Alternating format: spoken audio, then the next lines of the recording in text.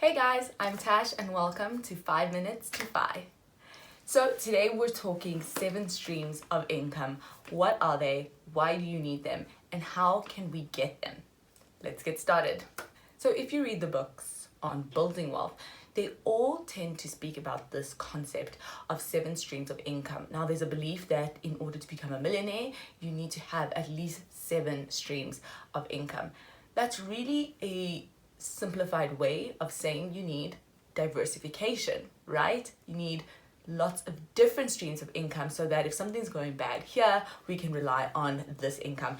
And I think after 2020, we can agree that you always need some sort of backup plan somewhere.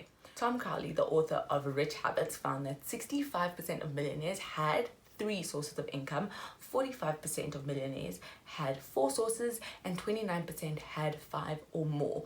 So on the basis of that, I would think 3 is the very minimum you need to get to, but if you can get to 7, that is not a bad thing. So what are these sources and how can we get them? Source number 1, earned income. This is probably the simplest one to understand. It just basically means your salary. It's money you earn for doing something. Generally, if you have a job, you're already earning earned income. It can be the foundation for the other income streams that you will generate. Number 2, profit income.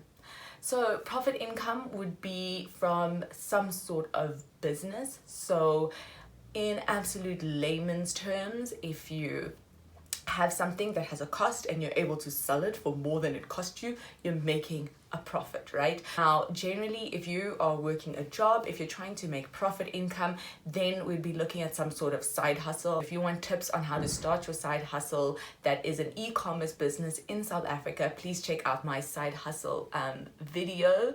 Number 3 is rental income. Now, I think this one scares people because they think, okay, now I have to have 2 houses. Scary. Let's simplify it a bit.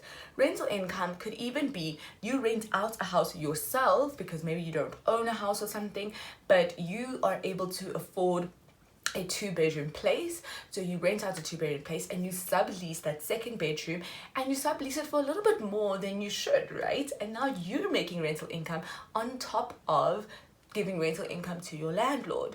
Then there's also renting out actual equipment. So maybe you're a student in varsity and you have a laptop and you don't mind renting it out. You can really try to get creative with it. Number 4 is interest income. Now we can get really simple with this and just say if you have a fixed deposit or a savings account, you'll be earning interest income. You could go out and loan money to people as well.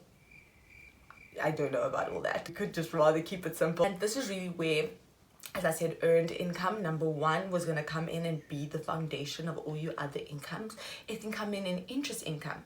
It can come in our 5th income, which is dividend income. So if you invest in stocks, you will earn dividend income. But this is where your earned income comes in again, because when you're earning income through your salary, you're able to then use that to invest in stocks or put your money into bank accounts. So now you're getting dividend income and interest income off of your earned income.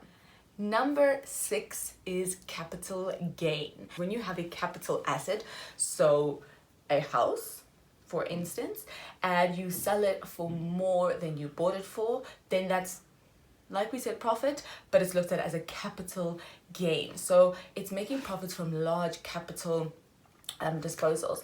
One thing to remember is that stocks count as capital assets. So unless you're trading in them, that's a different story. If you're trading in them to make income, then they won't be capital assets. But if you're buying stocks to invest and then once in a while you sell off a few, you will have capital gains. So that's great. You can use your earned income yet again to invest in stocks, invest in portfolios, and then when you sell them off at a profit, you've made a capital gain. While you've held them, you've made dividend income. I'm loving how earned income really is the foundation of so many of your other forms of income.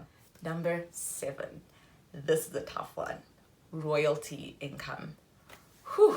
You earn royalty income by providing somebody the right to use something that you've created or invented. Something that's really popular lately is creating courses and tutorials, right? So if you go to sites like Udemy, you can create a course if you know how to do something, even if it's something from varsity that you learned and you were so passionate about and you did really well in. One major tip, as I spoke about in the video, that earned income really is the foundation for so many different types of income. So the longer you can hold on to that earned income, the more you can grow other kinds of income, including your profit income. That business has to be funded somehow. I hope you enjoyed the video. Give it a like and a subscribe, and click the little bell button so you are notified when more 5 minutes to 5 videos are uploaded.